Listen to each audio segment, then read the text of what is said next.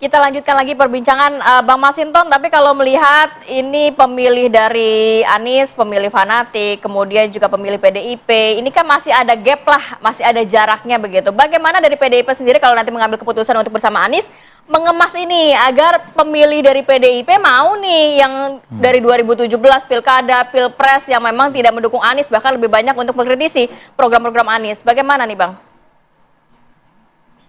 Ya, jadi kalau sudah diputuskan itu kan nanti masyarakat oh iya toh, artinya mereka akan melihat secara pasti calon gubernur yang mana yang akan mereka pilih kan begitu ya. Nah artinya apa? Ya.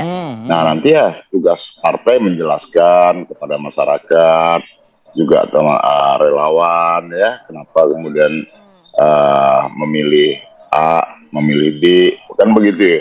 Nah ini ya tugas partai politik memberikan edukasi, sosialisasi kepada masyarakat seperti itu. Dan kemudian tentu preferensi di pemilih Jakarta itu ya juga sangat dinamis ya.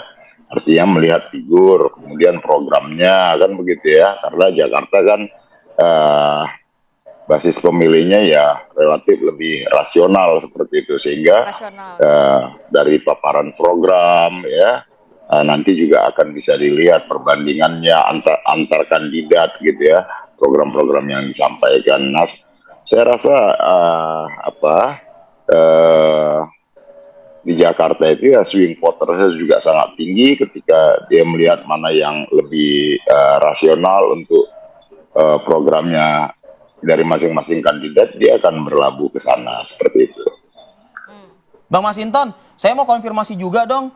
Ini katanya beredar juga syarat yang diberikan PDIP ke Anies Baswedan, Bang Masinton. Poin pertama, visi misi calon kepala daerah disiapkan PDIP bukan dari Anies Baswedan sendiri. Lalu yang kedua, politik tata ruang, termasuk menjaga kelestarian lingkungan.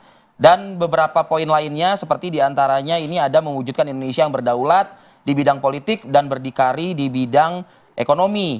Lalu poin 4, keberpihakan pada wong cilik dan kepribadian dalam kebudayaan. Nah ini benar ada syarat seperti ini yang harus dipenuhi oleh Anies Baswedan.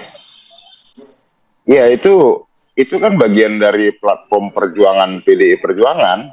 Jadi siapapun yang akan diusung oleh PDI Perjuangan ya harus melaksanakan program-program tersebut. Itu kan sebagai sebuah keberpihakan kita terhadap bagaimana keberpihakan terhadap rakyat kecil, bagaimana terhadap lingkungan begitu ya. Nah, karena politik itu ya bukan hanya sekedar bicara tentang orang, tapi juga ekosistem dalam kehidupan itu seperti lingkungan itu kan juga harus menjadi bagian dari tanggung jawab seorang pimpinan dalam daerah maupun negara. Nah jadi konsen PDI Perjuangan itu ya pemimpin itu ya harus bisa menjalankan program-program itu baik di tingkat pusat, provinsi maupun kabupaten kota seperti itu. Baik. Kita juga sudah terhubung bersama Pak Thomas Lembong, juru bicara Anies Baswedan. Selamat pagi Pak Thomas, assalamualaikum. Pagi Pak Thomas. Pagi, waalaikumsalam. Gimana kabarnya? Wah, terima kasih Pak Thomas waktunya. Kita sudah memulai diskusi nih Pak Thomas. Tadi beberapa poin yang disampaikan oleh Bang Masinton dan juga Mas Ipang nih, boleh ditanggapi juga. Jadi ada syarat-syarat yang diberikan oleh PDIP untuk Anies Baswedan kalau mau diusung PDIP. Tadi beberapa syarat yang sudah disampaikan. Poin pertamanya visi misi harus dari PDI Perjuangan. Nah itu dia. Dan juga ada poin dari Ibu Ketua Umum, kalau mau diusung harus nurut, mau nggak nih? Gitu. Jadi tanggapan dari Anies seperti apa? Cukup banyak syarat-syarat yang diajukan. Emang Pak Anies bandel dia? Kok harus nurut?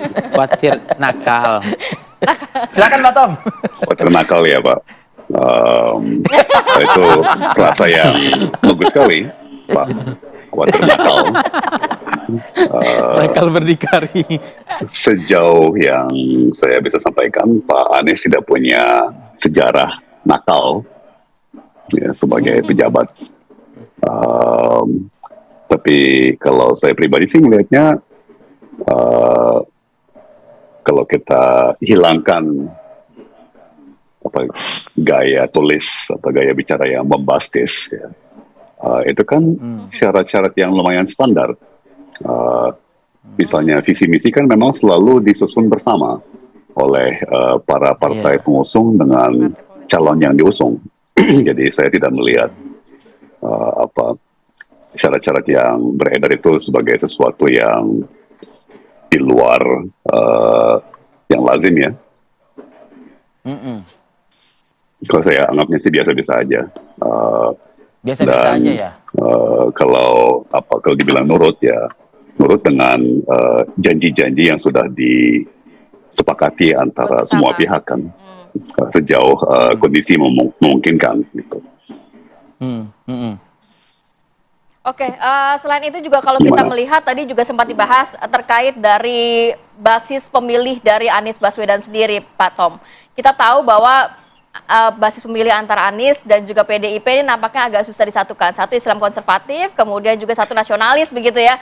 Ini tadi kalau dari PDIP mungkin ada caranya dengan mensosialisasikan kepada elit-elit partai, Ya, kemudian hingga kepada ke grassroots grassroots juga begitu ya. ya. Kalau dari Anies Baswedan sendiri seperti apa ini? Karena cukup besar gapnya antara PDIP Ya. dan juga Anies. Seperti biasa menurut saya persepsi itu agak berlebihan ya. Kalau kita lihat data dan fakta, kan faktanya PDIP juga punya basis yang kuat di antara umat ya sebetulnya ya. Dan Pak Anies juga punya basis yang kuat antara sebagai contoh non-Muslim ya kan dan minoritas yang etnis ya. Jadi mungkin memang di era sekarang, di era medsos yang menonjol itu adalah kalangan-kalangan yang lebih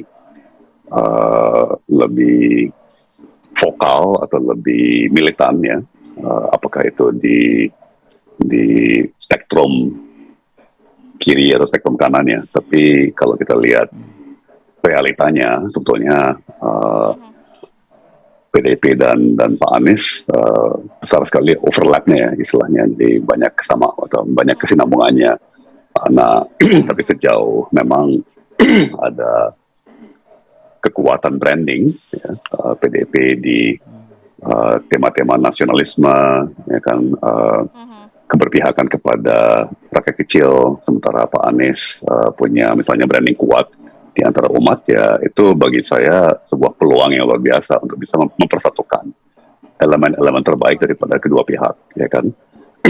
PDIP tentunya punya sejarah yang hebat yang luar biasa ya, dari zamannya represi Orde Baru ya, sampai sempat 10 tahun menjadi oposisi yang sangat baik di eranya kepresidenan Pak SBY, Pak Yudhoyono. Dan saya kira Pak Anies juga punya sejarah yang luar biasa.